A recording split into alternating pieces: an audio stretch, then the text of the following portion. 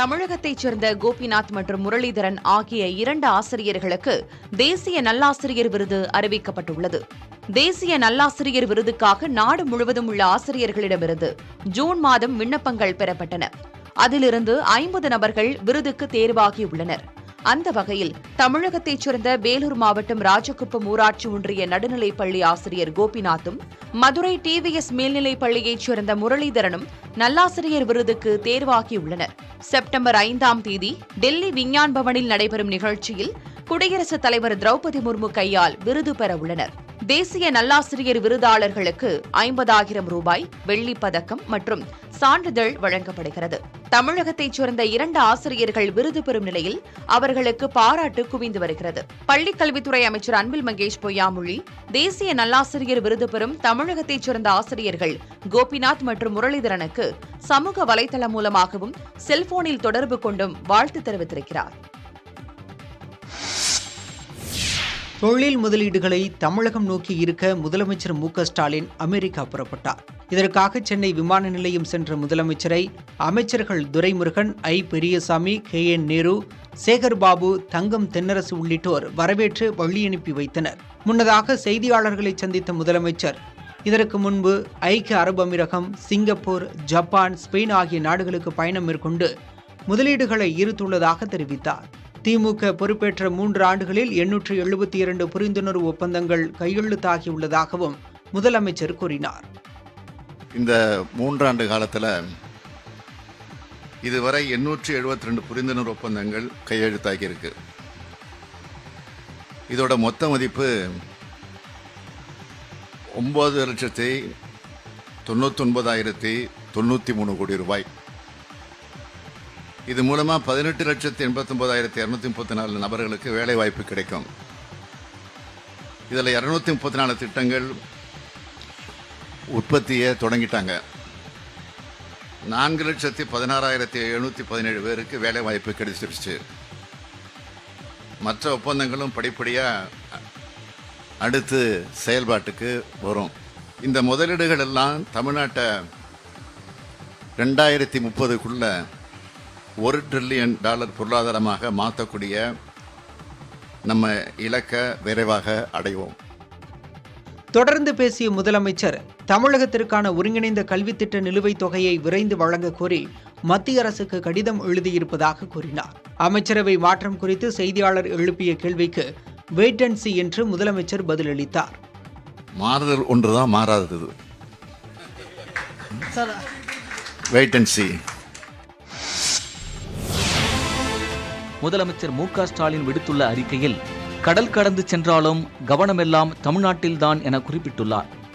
முதலீட்டாளர்களின் முதல் முகவரி தமிழ்நாடு என்ற அழுத்தமான அடையாளத்தை திராவிட மாடல் அரசு வெற்றிகரமாக உருவாக்கியுள்ளதாகவும், $1 டிரில்லியன் அமெரிக்க என்ற இலக்கை நோக்கிய பயணத்தின் மற்றொரு கட்டமே தமது அமெரிக்க பயணம் எனவும் தெரிவித்துள்ளார்.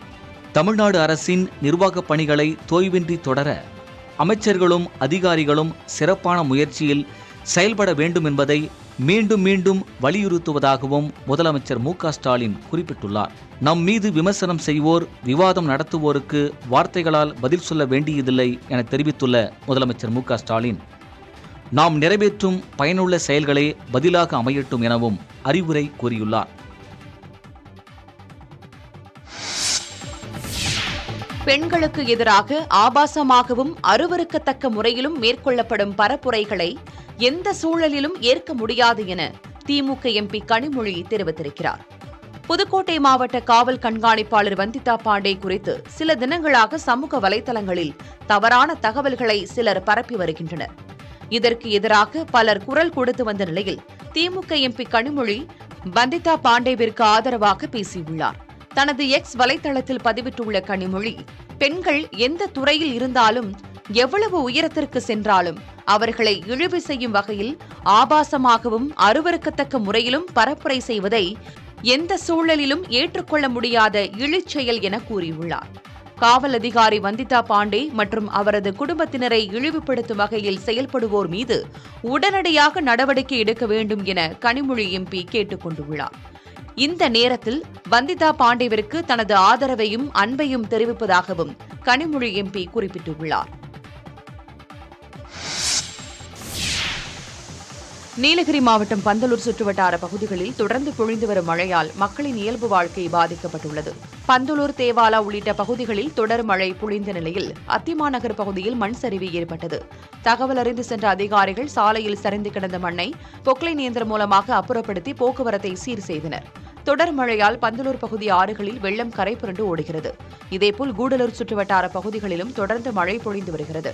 கடும் குளிரும் நிலவுவதால் மக்களின் இயல்பு வாழ்க்கை வெகுவாக பாதிக்கப்பட்டுள்ளது. குஜராத்தில் பெய்து வரும் கனமழை காரணமாக பல்வேறு மாவட்டங்களில் வெள்ளம் சூழ்ந்துள்ளது. மழை தொடர்பான விபத்துகளில் சிக்கி இதுவரை 7 பேர் உயிரிழந்துள்ளனர். தாழ்வான பகுதிகள் வெள்ளத்தில் மிதப்பதால் இயல்பு வாழ்க்கை ஸ்தம்பித்துள்ளது. குஜராத் மாநிலத்தில் கனமழை பெய்து வரும் நிலையில் கடந்த 24 மணி நேரத்தில் பல்வேறு மாவட்டங்களில் 300 மில்லிமீட்டருக்கும் அதிகமாக மழை கொட்டி தீர்த்துள்ளது. இதனால் காந்தி நகர், வதோதரா உள்ளிட்ட மாவட்டங்களில் தாழ்வான பகுதிகளில் வெள்ளம் சூழ்ந்துள்ளது. இதுவரை 17,000க்கும் மேற்பட்டோர் பாதுகாப்பான இடங்களுக்கு அப்புறப்படுத்தப்பட்டுள்ளனர். மழை தொடர்பான விபத்துகளில் சிக்கி இதுவரை 7 பேர் உயிரிழந்திருப்பதாக அம்மாநில அரசு தெரிவித்துள்ளது. வரும் வியாழக்கிழமை வரை கனமழை முதல் அதி கனமழை நீடிக்கும் என இந்திய வானிலை ஆய்வு மையம் எச்சரித்துள்ளது. தனக்கு எதிராக கட்டமைக்கப்பட்ட பொய் பரப்புரைகளை சட்ட ரீதியாக எதிர்கொள்வேன் என பாரதிய ராஷ்டிரிய சமிதி கட்சியின் மூத்த தலைவர் கவிதா தெரிவித்திருக்கிறார்.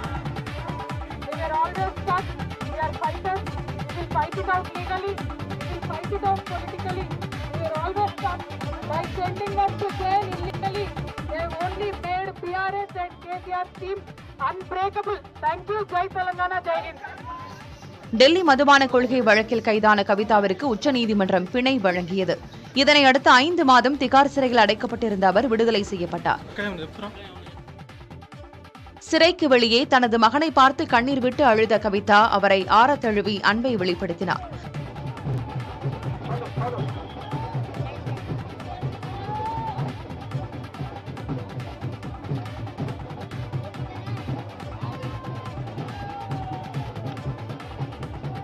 சிறையிலிருந்து வெளியே வந்த கவிதாவிற்கு பாரதிய ராஷ்டிரிய சமிதி கட்சி நிர்வாகிகள், தொண்டர்கள் உற்சாக வரவேற்பு அளித்தனர்.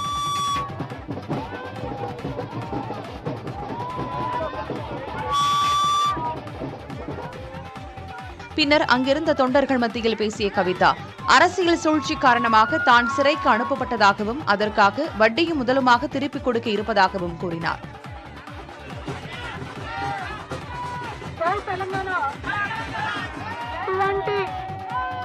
ఇటువంటి ఇబ్బందులకు నన్ను నా కుటుంబాన్ని సాల్వ్ చేసిన వారికి తప్పకుండా వడ్డీ సమేతంగా చెల్లిస్తాం.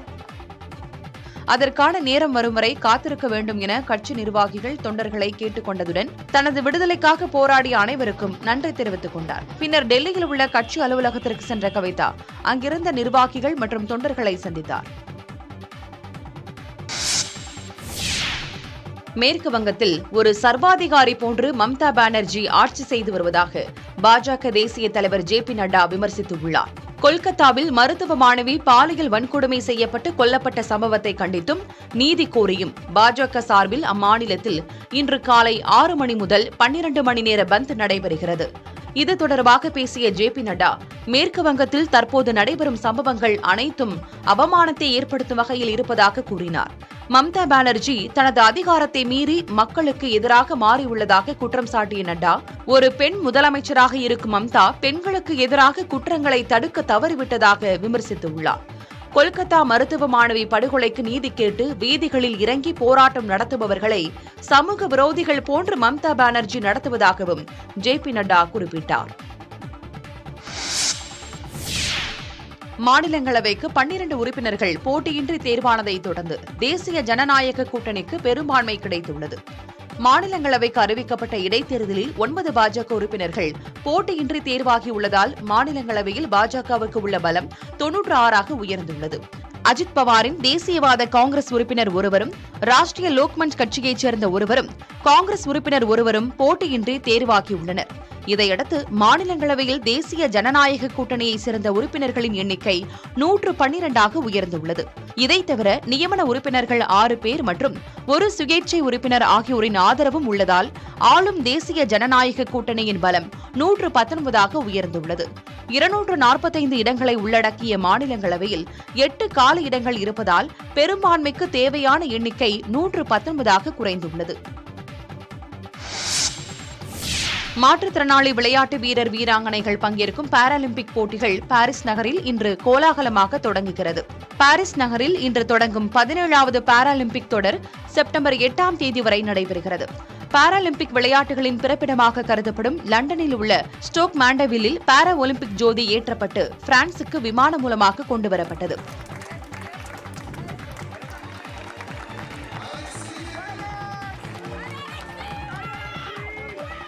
போட்டிகள் தொடங்கவிருக்கும் நிலையில் பாரிஸ் வீதிகளில் விளையாட்டு பிரபலங்கள் ஜோதியை ஏந்தியபடி சென்றனர்.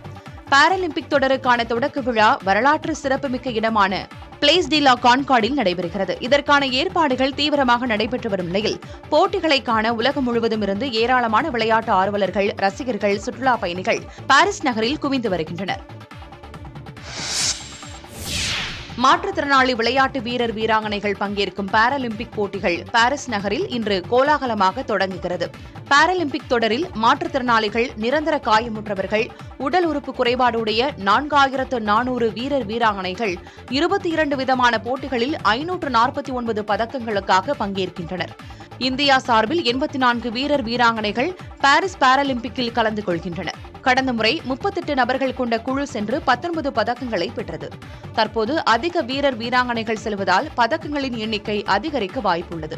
தமிழகத்தைச் சேர்ந்த தங்கவேல் மாரியப்பன், சிவராஜன், நித்யஸ்ரீ சிவன், வீராங்கனைகள் மனிஷா ராமதாஸ், துளசி முருகேசன், கஸ்தூரி ராஜாமணி ஆகியோர் இந்திய அணியில் இடம்பெற்றுள்ளனர். இவர்களில் சிலர் ஏற்கனவே பாராலிம்பிக், சர்வதேச போட்டிகள் பதக்கங்களை குவித்திருக்கும் நிலையில் தற்போதும் தங்களது திறமைகளை வெளிப்படுத்தி சாதனை படைப்பார்கள் என எதிர்பார்க்கப்படுகிறது. பாரிஸ் ஒலிம்பிக்கில் 6 பதக்கங்களை மட்டுமே இந்தியா பெற்ற நிலையில் அப்போது தவறவிட்ட வாய்ப்பினை தற்போது பயன்படுத்திக் கொண்டு பதக்கங்களை குவிக்குமா என்ற கேள்வி ரசிகர்கள் மத்தியில் எழுந்திருக்கிறது. மலையாள திரைத்துறையில் தொடர் பாலியல் புகார் எழுந்த நிலையில் அம்மா அமைப்பிலிருந்து தலைவர் மோகன்லால் உட்பட அனைத்து நிர்வாகிகளும் ராஜினாமா செய்துள்ளனர். கேரள திரைத்துறையில் பெண்கள் சார்ந்த முன்னணி நடிகர்கள் உட்பட முக்கிய நபர்கள் சிலர் மீது பாலியல் குற்றச்சாட்டுகள் சுமத்தப்பட்டிருப்பது பெரும் பரபரப்பை ஏற்படுத்தியுள்ளது. இதைத் தொடர்ந்து மலையாள திரையுலகின் அம்மா அமைப்பின் சங்க பொறுப்பிலிருந்து சித்திக் விலகினார். இயக்குநர் ரஞ்சித்தும் பதவி விலகினார். ஆளும் மார்க்சிஸ்ட் கம்யூனிஸ்ட் கட்சி எம்எல்ஏவும் நடிகருமான முகேஷ், ஜெயசூர்யா, மணியன் பிள்ளை ராஜு மற்றும் இடவேளை பாபு ஆகிய 4 முக்கிய நடிகர்கள் மீது பாலியல் குற்றச்சாட்டு முன்வைக்கப்பட்டது. இந்த நிலையில் ஆன்லைனில் மலையாள திரைப்பட நடிகர்கள் அமைப்பான அம்மா சார்பில் அவசர ஆலோசனைக் கூட்டம் நடைபெற்றது. அதில் அம்மா அமைப்பில் இருந்த தலைவர் மோகன்லால் உட்பட அனைத்து நிர்வாகிகளும் ராஜினாமா செய்துள்ளனர். இந்த பாலியல் குற்றச்சாட்டுகளால் அமைப்பின் உறுப்பினர்கள் மத்தியில் கருத்து வேறுபாடு எழுந்துள்ளது.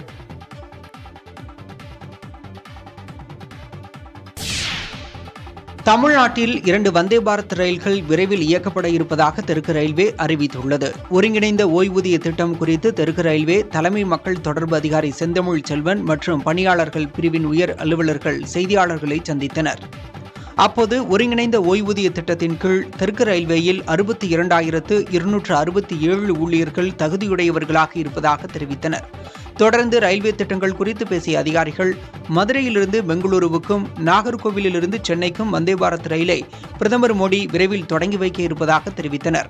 சென்னை கடற்கரை எழும்பூர் இடையே 4வது வழித்தடம் அக்டோபரில் நிறைவடையும் என கூறினார்.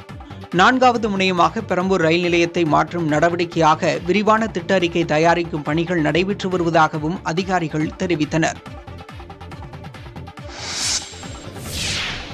மது மற்றும் போதைப்பொருள் ஒழிப்பு தொடர்பான விழிப்புணர்வை ஏற்படுத்தும் வகையில் மகளிர் மாநாடு நடத்த இருப்பதாக விசிக தலைவர் திருமாவளவன் தெரிவித்துள்ளார்.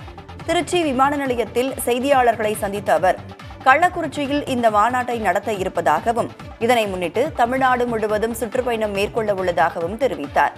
இந்தியா முழுவதும் மதுவிலக்கை தேசிய கொள்கையாக அறிவிக்க வேண்டும் என்றும் திருமாவளவன் கூறினார். இந்த மாநாட்டையொட்டி தமிழகம் தழுவிய அளவில் நான் சுற்றுப்பயணம் மேற்கொள்ள இருக்கிறேன். கட்சி சார்பற்ற ஜனநாயக சக்திகள் மதுவை ஒழிப்பதற்கும் போதைப்பொருள்களை ஒழிப்பதற்கும் விழிப்புணர்வை ஏற்படுத்தி வருகிற அமைப்புகள் ஆகியவற்றை ஒருங்கிணைத்து தொடர் பரப்புரையில் ஈடுபட இருக்கிறோம். பாதையில் உள்ள ஆக்கிரமிப்புகள் அனைத்தும் அகற்றப்பட்டு விட்டதா என அறிக்கையை தாக்கல் செய்ய உயர்நீதிமன்றம் உத்தரவிட்டுள்ளது. பழனி கிரிவல பாதையில் ஏராளமான ஆக்கிரமிப்புகள் இருப்பதாகவும் அதனை அகற்றக் கோரியும் திருத்தொண்டர் சபை நிறுவனர் ராதாகிருஷ்ணன் என்பவர் உயர்நீதிமன்ற மதுரை அமர்வில் வழக்கு தொடர்ந்தார். இந்த வழக்கு சென்னை உயர்நீதிமன்ற பொறுப்பு தலைமை நீதிபதி கிருஷ்ணகுமார் மற்றும் விஜயகுமார் அமர்வில் விசாரணைக்கு வந்தது. கிரிவல பாதையில் உள்ள ஆக்கிரமிப்புகள் அனைத்தும் அகற்றப்பட்டு விட்டதாக பழனி நகராட்சி தரப்பில் தெரிவிக்கப்பட்டது. அப்போது குறுக்கிட்ட நீதிபதிகள் விழா காலங்களில் ஏதாவது அசம்பாவிதம் நடந்தால் யார் பொறுப்பேற்பது என கேள்வி எழுப்பியதுடன் பொதுமக்களின் நலன் கருதியே இந்த நடவடிக்கை எடுக்கப்பட்டு வருவதாக குறிப்பிட்டனர். கிரிவல பாதையில் உள்ள ஆக்கிரமிப்புகள் அனைத்தும் அகற்றப்பட்டு விட்டதா என ஓய்வு பெற்ற உயர்நீதிமன்ற நீதிபதி தலைமையில் அமைக்கப்பட்ட கண்காணிப்பு குழு ஆய்வு செய்து அறிக்கை தாக்கல் செய்ய உத்தரவிட்டு வழக்கு விசாரணையை 2 வாரங்களுக்கு ஒத்திவைத்தனர்.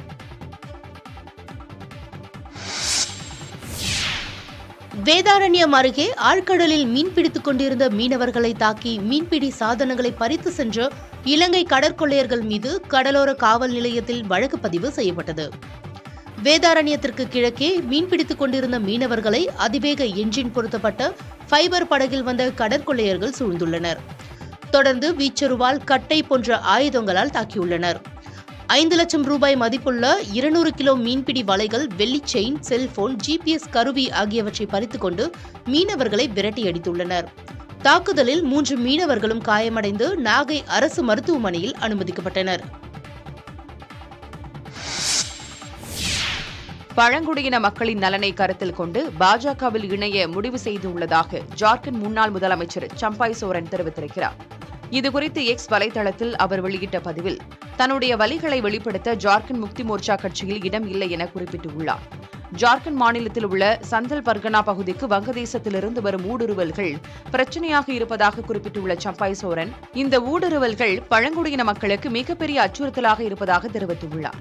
இந்த விவகாரத்தில் பாஜக மட்டுமே அக்கறையுடன் இருப்பதாக குறிப்பிட்டுள்ள சம்பாய் சோரன் இதர கட்சிகள் அனைத்தும் வாக்கு வங்கி அரசியலுக்காக இந்த விவகாரத்தை புறக்கணிப்பதாக குற்றம் சாட்டியுள்ளார். பழங்குடியின மக்களின் நலனை கருத்தில் கொண்டு பாரதிய ஜனதா கட்சியில் இணைய முடிவு செய்துள்ளதாக தெரிவித்துள்ள சம்பாய் சோரன் பிரதமர் நரேந்திர மோடி, மத்திய உள்துறை அமைச்சர் அமித்ஷா ஆகியோரின் தலைமையில் தனக்கு மிகுந்த நம்பிக்கை உள்ளதாகவும் தெரிவித்தார்.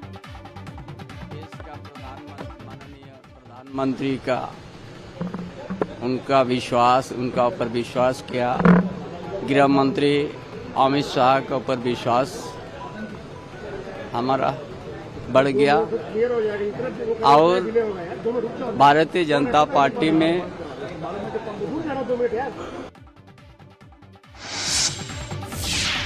பெங்களூரு பரப்பன அக்ரஹார சிறையில் சொகுசாக இருந்து வந்த விவகாரத்தில் நடிகர் தர்ஷனை பெல்லாரி சிறைக்கு மாற்ற நீதிமன்றம் அனுமதி அளித்த நிலையில் அவரிடம் தனிப்படையினர் விசாரணை மேற்கொண்டனர். கன்னட நடிகர் தர்ஷன் பெங்களூரு பரப்பன அக்ரஹார சிறையில் சொகுசாக இருந்து வந்த விவகாரம் சர்ச்சையை ஏற்படுத்தியுள்ளது. இதனையடுத்து நடிகர் தர்ஷனை பெல்லாரி சிறைக்கு மாற்றவும் இந்த கொலை வழக்கில் கைதான மற்ற 17 பேரை வெவ்வேறு சிறைகளுக்கு மாற்றவும் முடிவு செய்த சிறைத்துறை அதற்கான நீதிமன்ற அனுமதியை பெற்றுள்ளது. பரப்பன அக்ரஹார காவல் நிலையத்தில் பதிவு செய்யப்பட்ட வழக்குகள் தொடர்பாக சிறையில் உள்ள தர்ஷனிடம் தனிப்படை காவல்துறையினர் விசாரணை நடத்தினர். சிறையில் செல்போன் பயன்படுத்த தடை விதிக்கப்பட்டுள்ள நிலையில் புகைப்படம் எடுத்து வீடியோ கால் செய்தது யார், குற்றவாளிக்கு செல்போன் எப்படி கிடைத்தது, யார் கொடுத்தது, எப்படி இணைய வசதி வந்தது என்பது குறித்தும் வெளியிலிருந்து சிறைக்குள் வீடியோ அழைப்பு வந்தது தொடர்பாகவும் விசாரணை மேற்கொண்டனர். விசாரணையின் போது தர்ஷனின் வாக்குமூலத்தை வீடியோ பதிவு செய்ததோடு எழுத்துப்பூர்வமாகவும் எழுதி வாங்கியதாக தகவல் வெளியாகியுள்ளது.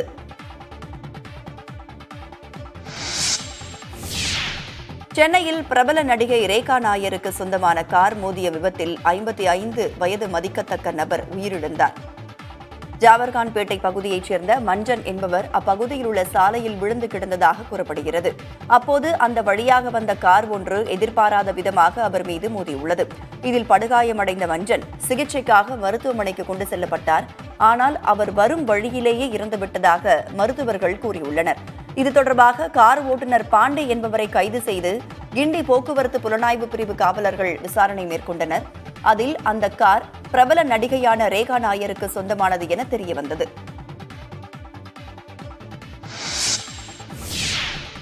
நடிகர் விஜயின் தமிழக வெற்றிக் கழகம் கொடியில் இருக்கும் யானை சின்னத்தை அகற்ற வலியுறுத்தி பகுஜன் சமாஜ் கட்சி நிர்வாகிகள் தலைமை தேர்தல் அலுவலரிடம் மனு அளித்தனர். பகுஜன் சமாஜ் கட்சி கொடியைப் போலவே விஜயின் கட்சி கொடியிலும் யானை இருப்பதாகவும் இதனால் மக்களிடையே தேவையற்ற குழப்பம் ஏற்படும் எனவும் அவர்கள் மனுவில் தெரிவித்துள்ளனர். அரசியல் நாகரிகமின்றி சட்டவிரோதமாக யானை சின்னத்தை நடிகர் விஜய் பயன்படுத்தியிருப்பதாகவும் அவர் மீது நடவடிக்கை எடுக்க வேண்டும் என்றும் பகுஜன் சமாஜ் நிர்வாகிகள் வலியுறுத்தியுள்ளனர்.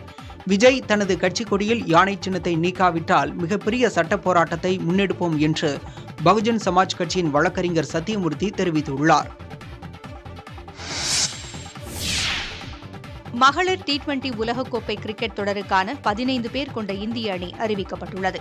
ஹர்மன்பிரீத் கவுர் தலைமையிலான அணிக்கு துணை கேப்டனாக ஸ்மிருதி மந்தனா நியமிக்கப்பட்டுள்ளார்.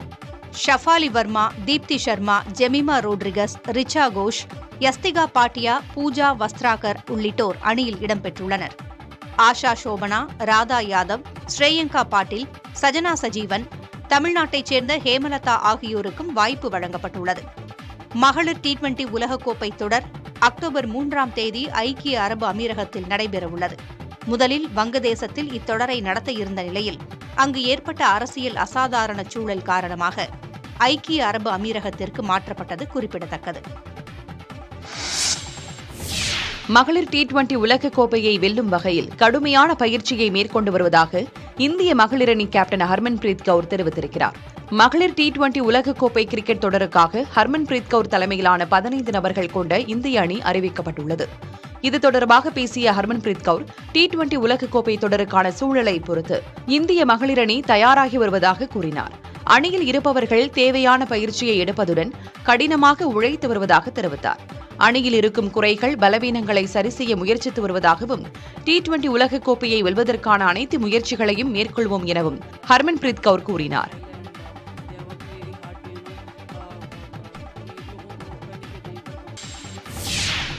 மணல் குவாரி தொடர்பான வழக்கில் தமிழக அரசின் கோரிக்கையை ஏற்று உச்சநீதிமன்றம் வழக்கை முடித்து வைத்தது. தமிழகத்தின் பல்வேறு பகுதிகளிலும் மணல் ஒப்பந்த குவாரிகளிலிருந்து கிடைக்கும் வருமானத்தை சட்டவிரோதமாக பணப்பரிமாற்றம் செய்ததாக எழுந்த குற்றச்சாட்டின் அடிப்படையில் கடந்த ஆண்டு சோதனை செய்த அமலாக்கத்துறையினர் மாவட்ட ஆட்சியர்களுக்கு சம்மன் அனுப்பினர். இதற்கு சென்னை உயர்நீதிமன்றம் இடைக்கால தடை விதிக்க அமலாக்கத்துறையினர் உச்சநீதிமன்றத்தில் மேல்முறையீடு செய்தனர். இதையடுத்து சம்பந்தப்பட்ட ஆட்சியர்கள் நேரில் ஆஜராகினர். வழக்கில் பல்வேறு ஆவணங்களை மாநில அரசு தாக்கல் செய்துவிட்டதாகவும் ஆனாலும் தற்போது வரை ஆவணம் இல்லை என கூறுவதாகவும் அமலாக்கத்துறைக்கு உச்சநீதிமன்றம் கண்டனம் தெரிவித்தது. தொடர்ந்து இந்த வழக்கு மீண்டும் விசாரணைக்கு வந்தபோது அமலாக்கத்துறை சார்பில் கேட்கப்பட்ட ஆவணங்கள் வழங்கப்பட்டதாக தமிழ்நாடு அரசு தெரிவித்தது. இதனை ஏற்றுக்கொண்ட உச்சநீதிமன்றம் வழக்கை முடித்து வைத்தது. தமிழகத்திற்கான ஒருங்கிணைந்த கல்வி திட்ட நிலுவைத் தொகையை விரைந்து வழங்க நடவடிக்கை எடுக்க வேண்டும் என பிரதமர் மோடியிடம் முதலமைச்சர் ஸ்டாலின் வேண்டுகோள் வைத்துள்ளார்.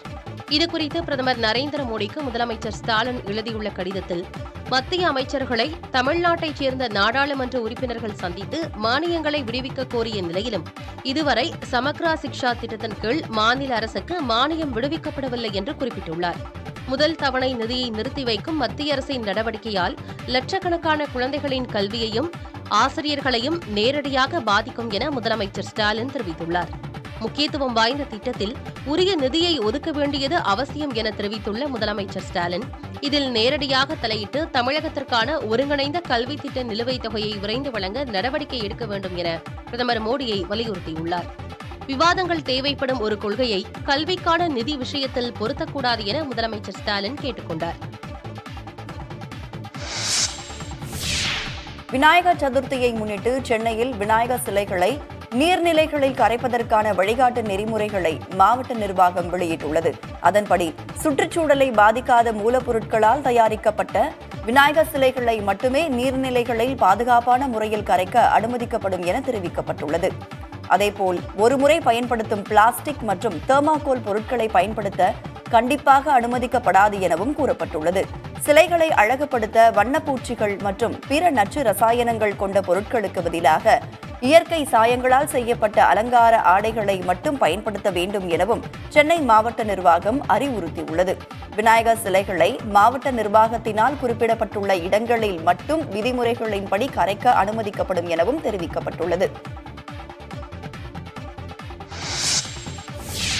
கடலூர் மாநகராட்சிக்கு சொந்தமான 60 குப்பை கொண்டு செல்லும் வாகனங்கள் காணாமல் போனதாக தெரிவிக்கப்பட்டதால் மேயர் மற்றும் ஆணையர் அதிர்ச்சியடைந்தனர். கடலூர் மாநகராட்சி பகுதியில் பயன்படுத்தப்படும் குப்பை வாகனங்கள் ஒவ்வொரு வார்டு பகுதிக்கும் சரியாக செல்லவில்லை என புகார்கள் எழுந்தன. இதையடுத்து மாநகராட்சியில் உள்ள குப்பை வாகனங்களை ஆய்வு செய்ய மஞ்சக்குப்பம் மைதானத்திற்கு கொண்டுவர உத்தரவிடப்பட்டது. இதன் அடிப்படையில் வாகனங்கள் கொண்டுவரப்பட்ட நிலையில் 60ற்கும் மேற்பட்ட குப்பையள்ளும் வாகனங்கள் காணாமல் போனதாக தெரிவிக்கப்பட்டதால் மாநகராட்சி மேயர் சுந்தரி, ஆணையர் அனு ஆகியோர் அதிர்ச்சி அடைந்தனர். இதுகுறித்து ஒப்பந்ததாரரிடம் விசாரித்தபோது வாகனங்கள் பழுதாகிவிட்டதால் கொண்டுவரவில்லை என கூறி சமாளித்ததாக கூறப்படுகிறது. பழுதானாலும் வாகனத்தை ஏன் மாநகராட்சி அலுவலகத்தில் ஒப்படைக்கவில்லை என்ற கேள்வி எழுப்பிய போது சரியாக பதிலளிக்கவில்லை என்றும் கூறப்படுகிறது. இதுகுறித்து உடனடியாக விளக்கம் தரவும், பழுதான வாகனங்களை கொண்டு வந்து அதை சரி செய்வதற்கான நடவடிக்கை மேற்கொள்ளவும் மேயரும் ஆணையரும் உத்தரவிட்டனர். 100 கோடி ரூபாய்க்கு மேல் வருவாய் ஈட்டும் நெல்லை சந்திப்பு ரயில் நிலையத்தை தனி கோட்டமாக அறிவிக்குமாறு மத்திய அரசிடம் வலியுறுத்தி இருப்பதாக காங்கிரஸ் எம்பி ராபர்ட் புரூஸ் தெரிவித்துள்ளார். நெல்லை சந்திப்பு ரயில் நிலையத்தில் செய்தியாளர்களை சந்தித்த அவர், பயணிகளின் புகாரை தொடர்ந்து ஆய்வு மேற்கொண்டதாகவும் கழிவறைகள், லிப்ட் வசதிகளை பராமரிக்க அதிகாரிகளுக்கு உத்தரவிடப்பட்டிருப்பதாகவும் கூறினார். நெல்லையிலிருந்து சென்னைக்கு பகல் நேரத்தில் பயணிகள் ரயிலை இயக்குவதற்கு மத்திய அரசிடம் வலியுறுத்தி இருப்பதாக ராபர்ட் புரூஸ் தெரிவித்தார். அதோடு இந்த பகுதியிலிருந்து பார்த்தால் சென்னைக்கோ அல்லது தலைமை புதுடெல்லிக்கோ மிக குறைவான ரயில்கள் தான் நெல்லையிலிருந்து இயக்கப்படுகிறது. எனவே நெல்லையிலிருந்து அதிகமான ரயில்கள் இயக்கப்பட வேண்டும் என்ற கோரிக்கையை பாராளுமன்றத்தில் வலியுறுத்தியிருக்கின்றேன். ரயில்வே துறை அமைச்சர் அவர்களையும் சந்தித்து அது குறித்து புகார் மனுக்கள் கொடுத்திருக்கின்றேன். கிருஷ்ணகிரி மாவட்டம் ஊத்தங்கரை அருகே பள்ளியின் மேற்கூரை பெயர்ந்து விழுந்ததில் 3 மாணவர்கள் காயமடைந்தனர். ஊத்தங்கரை பெரிய தள்ளப்பாடி அரசு மேல்நிலைப் பள்ளியில் 400க்கும் மேற்பட்ட மாணாக்கர்கள் பயின்று வருகின்றனர். 11ஆம் வகுப்பைச் சேர்ந்த சந்தோஷ், மணிகண்டன், வெங்கடேசன் ஆகிய மூவரும் பள்ளி துவங்கும் முன்பு தங்களுடைய வகுப்பறைக்கு வந்து படித்துக் கொண்டிருந்தனர். அப்போது மேற்கூரை பெயர்ந்து மாணவர்களின் மேல் விழுந்ததில் தலையில் காயமடைந்தனர். இதனையடுத்து மருத்துவமனையில் சிகிச்சை பெற்று வீடு திரும்பினர். தகவல் அறிந்த மாவட்ட கல்வி அலுவலர் மற்றும் ஊராட்சி மன்ற தலைவர் மற்றும் அதிகாரிகள் பள்ளியில் ஆய்வு மேற்கொண்டு வருகின்றனர். 2 ஆண்டுகளுக்கு முன்புதான் இந்த கட்டடம் கட்டப்பட்டது குறிப்பிடத்தக்கது.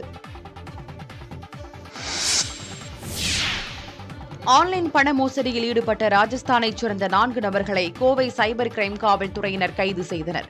கோவையைச் சேர்ந்த ராமசாமி என்பவர் ஒரு சமூக செயலியில் காணப்பட்ட பதிவின் மூலமாக முதலீடாக சுமார் 9 லட்சம் ரூபாயை செலுத்தியுள்ளார். இதைத் தொடர்ந்து அவரது செயலியில் 32 லட்சம் ரூபாய் இருப்பதாக காண்பித்துள்ளது.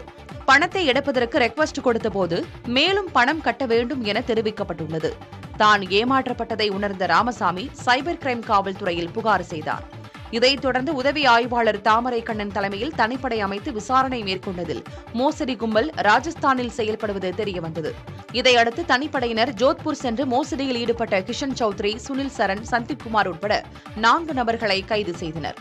விசாரணையில் சந்தீப் உட்பட 2 பல்வேறு வங்கிகளில் 11 கணக்குகள் இருப்பதும் அவற்றின் மூலமாக புகார்தாரரின் பணத்தை பரிமாற்றம் செய்துள்ளதும் தெரியவந்துள்ளது. கைதானவர்களின் வங்கி கணக்குகளில் 3 கோடி ரூபாய்க்கு மேல் பண பரிமாற்றம் நடந்துள்ளதால் தொடர்ந்து விசாரணை மேற்கொள்ளப்பட்டுள்ளது. சர்வதேச கிரிக்கெட் கவுன்சிலின் தலைவராக பிசிசிஐ செயலர் ஜெய்ஷா போட்டியின்றி தேர்வு செய்யப்பட்டுள்ளார். ஜெய்ஷா அதிகாரப்பூர்வமாக தேர்வு செய்யப்பட்டுள்ளதை ஐசிசி தனது சமூக வலைதள பக்கத்தில் அறிவித்துள்ளது. ஐசிசி தலைவராக 2 முறை பதவி வகித்த கிரெக் பேக்லின் பதவிக்காலம் நிறைவு பெற்ற நிலையில் அந்த பதவிக்கு ஜெய்ஷா தேர்வு செய்யப்படுவார் என ஏற்கனவே செய்திகள் வெளியாகின. இந்த நிலையில் ஐசிசி தலைவராக ஜெய்ஷா போட்டியின்றி தேர்வு செய்யப்பட்டுள்ளதாக அறிவிக்கப்பட்டுள்ளது. இதன் மூலம் இளம் வயதில் ஐசிசி தலைவரான பெருமையை ஜெய்ஷா பெற்றுள்ளார். டிசம்பர் மாதம் 1ஆம் தேதி பதவியேற்க உள்ள அவர் அடுத்த 2 ஆண்டுகளுக்கு இந்த பதவியை வகிப்பார். 2019ஆம் ஆண்டு முதல் இந்திய கிரிக்கெட் கட்டுப்பாடு வாரியத்தின் செயலராகவும் 2021ஆம் ஆண்டு முதல் ஆசிய கிரிக்கெட் சங்கத்தின் தலைவராகவும் ஜெய்ஷா இருந்துள்ளார். இதனிடையே ஐசிசி தலைவராக நியமிக்கப்பட்டது மிகுந்த மகிழ்ச்சி அளிப்பதாக கூறியுள்ள ஜெய்ஷா, உலக அளவில் கிரிக்கெட்டை கொண்டு சேர்க்கவும் 2028 ஒலிம்பிக் போட்டியில் கிரிக்கெட்டை சேர்க்க நடவடிக்கை எடுக்கப்படும் எனவும் கூறியுள்ளார். ஐசிசி தலைவராக ஜெய்ஷா நியமிக்கப்பட்டதை அடுத்து பிசிசிஐ செயலர் பதவிக்கு முன்னாள் அமைச்சர் அருண் ஜேட்லியின் மகன் ரோஹன் ஜேட்லி நியமிக்கப்பட வாய்ப்புள்ளதாக கூறப்படுகிறது. நடிகை சனம் ஷெட்டி ஏமாற்று நபர்களின் தொலைபேசி அழைப்பால் மிரட்டப்பட்டதாக வீடியோ ஒன்றை வெளியிட்டுள்ளார். அதில் தனக்கு வந்த தொலைபேசி அழைப்பை எடுத்தபோது மும்பையிலிருந்து பேசுவதாக தெரிவித்த நபர்கள் தங்களது செல்போன் நம்பர் மூலம் பல்வேறு தவறுகள் நடந்திருப்பதாகவும், எனவே 2 மணி நேரத்தில் தடை செய்யப்பட உள்ளதாகவும் கூறியுள்ளனர். பின்னர் உடனடியாக முகவரி உள்ளிட்ட விவரங்களை தருமாறு கோரியதாகவும், ஆனால் தாம் எச்சரிக்கை அடைந்ததாகவும் சனம் ஷெட்டி தெரிவித்துள்ளார். இதேபோல் யாரேனும் பேசினால் எச்சரிக்கையுடன் இருக்குமாறும் அவர் அறிவுறுத்தியுள்ளார்.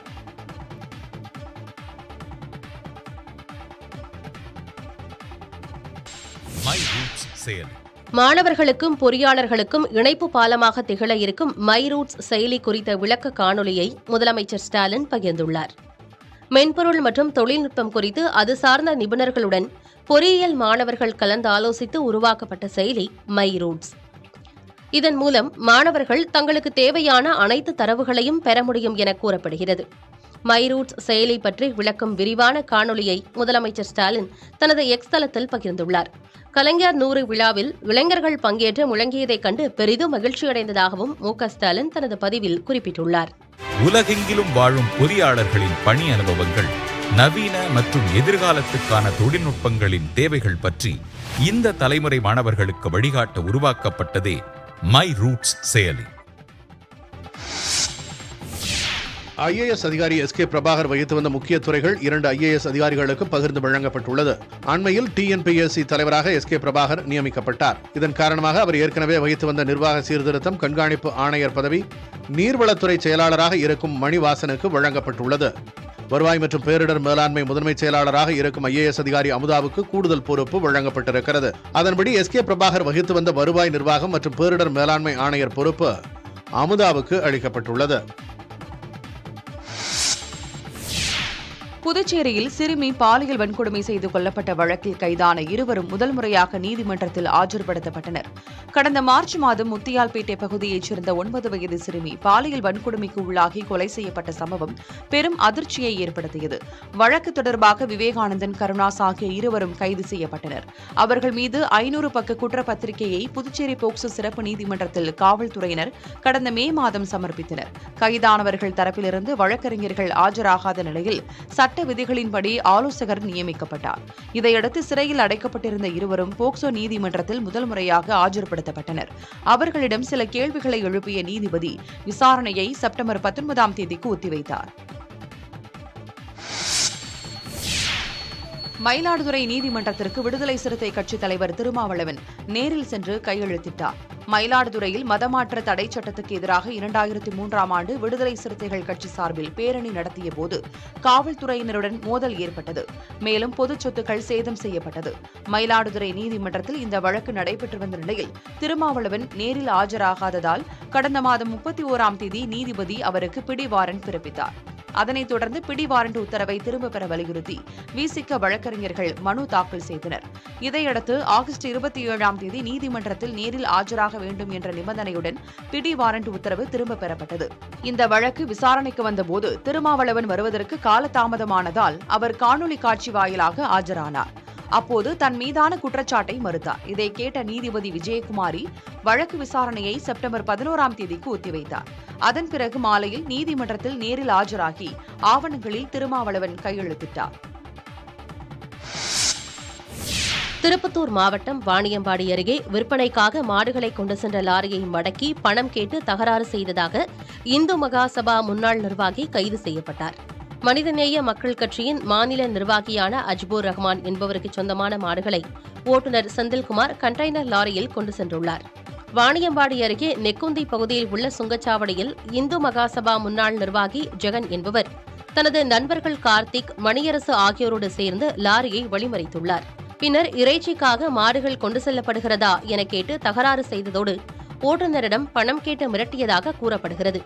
இது தொடர்பாக லாரி ஓட்டுநர் அளித்த புகாரின் பேரில் ஜெகன், கார்த்திக், மணியரசு ஆகியோரை அம்பலூர் காவல்துறையினர் கைது செய்தனர். மேலும் உரிய உரிமம் இல்லாமல் சித்திரவதை செய்வது போல கண்டெய்னர் லாரியில் அடைத்து 42 மாடுகளை கொண்டு சென்றதாக லாரி ஓட்டுநர் செந்தில்குமார் மீது வழக்கு பதிவு செய்தனர். மேலும் லாரியில் இருந்த மாடுகளை விஷமங்கலம் பகுதியில் உள்ள கோசாலைக்கு அனுப்பி வைத்தனர். தேனி அரசு மருத்துவமனையில் அறுவை சிகிச்சை செய்யப்பட்ட பெண் உயிரிழந்த விவகாரத்தில் பெரியகுளம் கோட்டாட்சியர் விசாரணை நடத்தினார். நடுக்கோட்டை கிராமத்தைச் சேர்ந்த ஜெயபிரியாவுக்கு கடந்த 21ஆம் தேதி பெரியகுளம் மருத்துவமனையில் ஆண் குழந்தை பிறந்தது. தொடர்ந்து குடும்ப கட்டுப்பாடு அறுவை சிகிச்சை செய்யப்பட்ட நிலையில் அதிக இரத்தப்போக்கு ஏற்பட்டதால் தேனி அரசு மருத்துவமனையில் சேர்க்கப்பட்டார். அங்கு சிகிச்சை பலனின்றி ஜெயபிரியா உயிரிழந்தார். இதற்கு மருத்துவர்களின் அலட்சியமே காரணம் என உறவினர்கள் புகார் கூறி போராட்டம் நடத்தினர். பெண் உயிரிழப்பு தொடர்பாக தேனி அரசு மருத்துவமனையில் பெரியகுளம் கோட்டாட்சியர் விசாரணை நடத்தினார். தொடர்ந்து உடற்கூராய்வு வீடியோ பதிவு செய்யப்பட்டு உறவினர்களிடம் பெண்ணின் உடல் ஒப்படைக்கப்பட்டது.